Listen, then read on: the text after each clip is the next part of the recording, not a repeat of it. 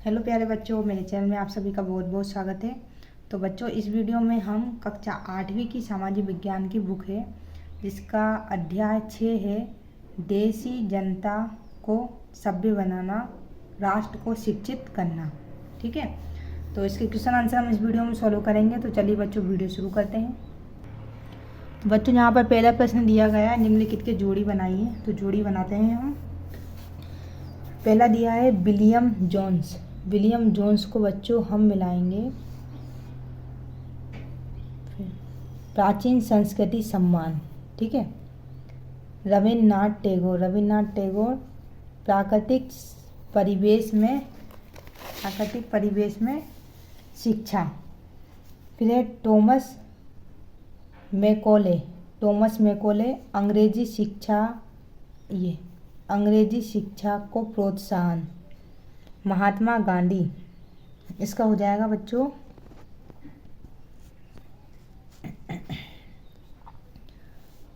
अंग्रेजी शिक्षा के विरुद्ध और पाठशालाएं, तो ये इसको मिला देंगे हम गुरु से। ठीक है, प्रश्न क्रमांक 2 है बच्चों, निम्नलिखित में से सही गलत बताइए। आपको यहाँ पे सही और गलत बताना है। जेम्स मिल प्राच्यवादियों के घोर आलोचक थे। आलोचक यानी बुराई करने वाले। ठीक है ना, जो प्राचीनवादी यानी प्राचीन जो पुराना समय उसके बारे में कुछ बोलते होंगे, तो उनका आलोचक यानी क्या, उनकी बुराई करते थे। तो ये बिल्कुल सही है। ठीक है, ख है 1854 के शिक्षा संबंधी डिस्पैच में इस बात पर जोर दिया गया था कि भारत में उच्च शिक्षा का माध्यम अंग्रेजी होना चाहिए। तो ये हो जाएगा बच्चों गलत। नेक्स्ट है महात्मा गांधी मानते थे कि साक्षरता बढ़ाना ही शिक्षा का सबसे महत्वपूर्ण उद्देश्य है। तो ये भी हो जाएगा बच्चों गलत। रविन्द्रनाथ टैगोर को लगता था कि बच्चों पर सख्त अनुशासन होना चाहिए। तो ये भी हो जाएगा बच्चों गलत। अब हम आते हैं नेक्स्ट पर, आइए विचार कीजिए। तो ये कुछ प्रश्न दिए गए हैं, इनके आंसर हम लिखेंगे। पहला प्रश्न है बच्चों, विलियम जॉनसन को भारतीय इतिहास, दर्शन और कानून का अध्ययन क्यों जरूरी दिखाई देता था? तो बच्चों, इसका उत्तर है निम्न कारणों से विलियम जोन्स को भारतीय इतिहास, दर्शन और कानून का अध्ययन जरूरी दिखाई देता था। नंबर 1, विलियम जॉनसन के अनुसार भारत को समझने के लिए यह आवश्यक था कि उन पवित्र तथा कानूनी ग्रंथों को समझा जाए जिनकी रचना प्राचीन काल में की गई है ना। मतलब भारत को समझने के लिए इन ग्रंथों को पढ़ना जरूरी है। नंबर 2 है केवल इन्हीं ग्रंथों द्वारा हिंदुओं एवं मुसलमानों के वास्तविक विचारों तथा कानूनों से अवगत हुआ जा सकता था तथा इन्हीं ग्रंथों ये ई है, ठीक है, तथा इन्हीं ग्रंथों के एक नए सिरे से अध्ययन भारत के भविष्य के विकास को आधार प्रदान कर सकता था।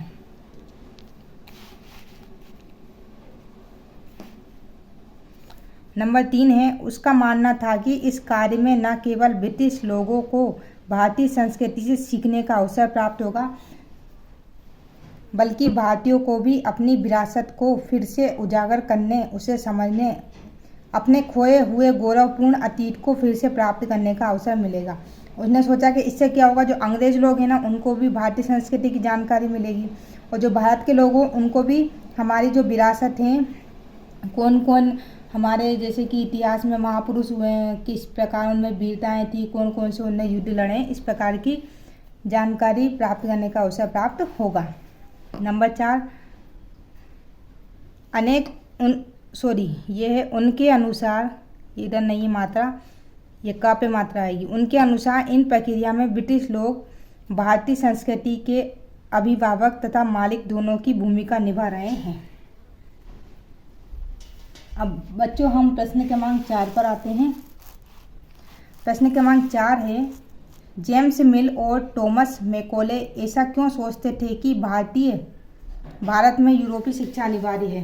तो उसका उत्तर है जेम्स और टॉमस मैकॉले है, ये मोकले नहीं है, 2 मात्राएं, पूर्व समाजों के ज्ञान को त्रुटिपूर्ण अवैज्ञानिक मानते थे। मतलब जो ये दोनों थे ना, वह जो पूर्व यानी पहले के जो समाजों का जो ज्ञान था वो त्रुटिपूर्ण यानी ये गलत है, इसमें गलतियां हैं, और अवैज्ञानिक मानते थे, मतलब इनका कोई वैज्ञानिक सिद्धांत नहीं है।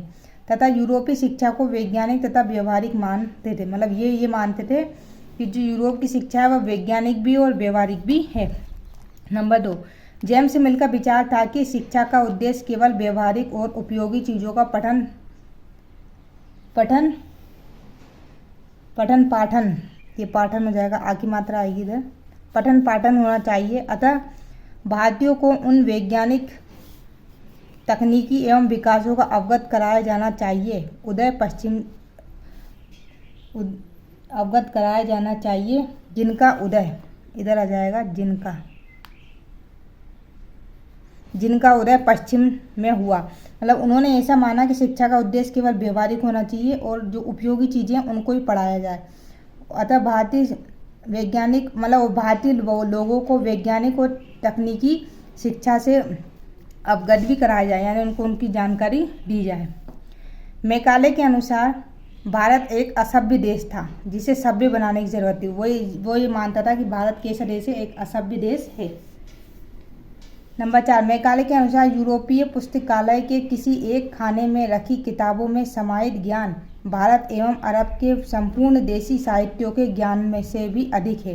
उन्होंने ऐसा माना कि यूरोप की जो एक पुस्तक है ना, उसका ज्ञान भारत के पूरे साहित्य के ज्ञान उससे भी बड़ा है। मतलब एक पुस्तक उससे भी अच्छी है। जो भारत का पूरा साहित्यों का ज्ञान है ना, वो उसके आगे छोटा है, उसने ऐसा माना। इसका मानना था कि पूर्वी ज्ञान की कोई भी शाखा उस ज्ञान से अपनी तुलना नहीं कर सकती जिसे इंग्लैंड ने पैदा किया है। वो इंग्लैंड का ज्ञान सबसे ज़्यादा सर्वोपरि मानता था, सर्वोपरि यानी सबसे अच्छा।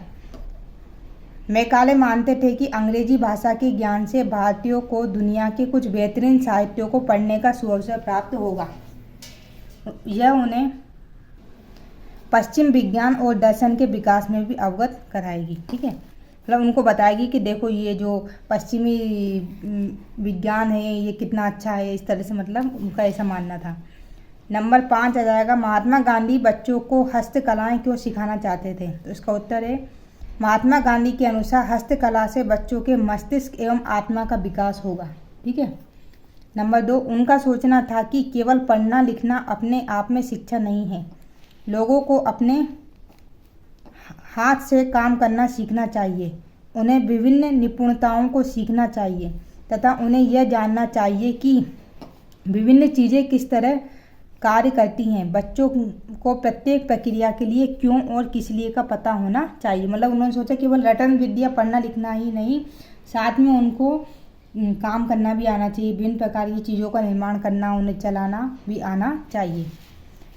प्रश्न क्रमांक 6 है, महात्मा गांधी ऐसा क्यों सोचते थे कि अंग्रेजी शिक्षा ने भारतीयों को गुलाम बना लिया है? उत्तर है, महात्मा गांधी ऐसा इसलिए सोचते थे क्योंकि उनका मानना था कि, ठीक है, अंग्रेजी शिक्षा ने भारतीयों के मस्तिष्क में हीनता की भावना भर दी है। हीनता की भावना कैसे भर दी? जो अंग्रेजी आती है उसको बहुत अच्छा मानते हो, जिसको अंग्रेजी नहीं आती उसे बिल्कुल गंवार मानते हैं आजकल। नंबर 2, इसने उन्हें पश्चिम सभ्यता को सर्वश्रेष्ठ सभ्यता के रूप में देखने की शिक्षा दी है तथा अपनी संस्कृति के प्रति गर्व की उनकी भावनाओं को नुकसान, इधर आ जाएगा, इसको ऐसे लिख देना, नुकसान पहुंचाया है, इसको कट कर दो। ठीक है, अतः वे इसे पाप मानते थे। नंबर 3, गांधी जी के अनुसार अंग्रेजों में दी जा रही शिक्षा ने भारतीयों को अपाहिज बना दिया है। ठीक है, अंग्रेजी में, सॉरी अंग्रेजों नहीं, अंग्रेजी है, तो ये हो जाएगा, गांधी जी के अनुसार अंग्रेजी में दी जा रही शिक्षा भारतीयों को अपाहिज बना जा रही। अपाहिज यानी बच्चों एक तरह से लंगड़ा लूला जो होते हैं ना, उनको अपाहिज बोलते हैं। ठीक है, उन्हें अपने सामाजिक परिवेश से काटकर अपनी ही भूमि पर अजनबी बना दिया है। यहाँ आ जाएगा अपनी। ठीक है, अपनी ही भूमि पर क्या बना दिया है बच्चों? अजनबी बना दिया है। नंबर 4, अंग्रेजी शिक्षित भारतीय स्थानीय संस्कृति से घृणा करते हैं। मतलब अंग्रेजी शिक्षित, जो अंग्रेजी शिक्षा प्राप्त करते जो भारतीय होते हैं वो अपनी स्थानीय संस्कृति यानी कि जहाँ पे वो रहते थे वहाँ की संस्कृति से घृणा करने लग जाते हैं, नफरत। तथा अपनी जनता से जुड़ने के तौर तरीके भी भूल जाते हैं और फिर लोगों से जुड़ने के तौर तरीके भी भूल जाते हैं। महात्मा गांधी एक ऐसी शिक्षा चाहते थे जो भारतीयों को अपने सम्मान और आत्मगौरव को पुनः प्राप्त करने में सहायता दे सके। तो इस तरह से बच्चों ये पाठ के प्रश्न उत्तर यहीं होते हैं समाप्त। उम्मीद करती हूँ मैं आपको मेरी वीडियो पसंद आई होगी। वीडियो थोड़ी सी भी अच्छी लगे तो लाइक ज़रूर करना। चैनल पर नए हैं तो प्लीज़ चैनल को सब्सक्राइब करना नहीं भूलना। मिलते हैं बच्चों नेक्स्ट वीडियो में, तब तक के लिए धन्यवाद।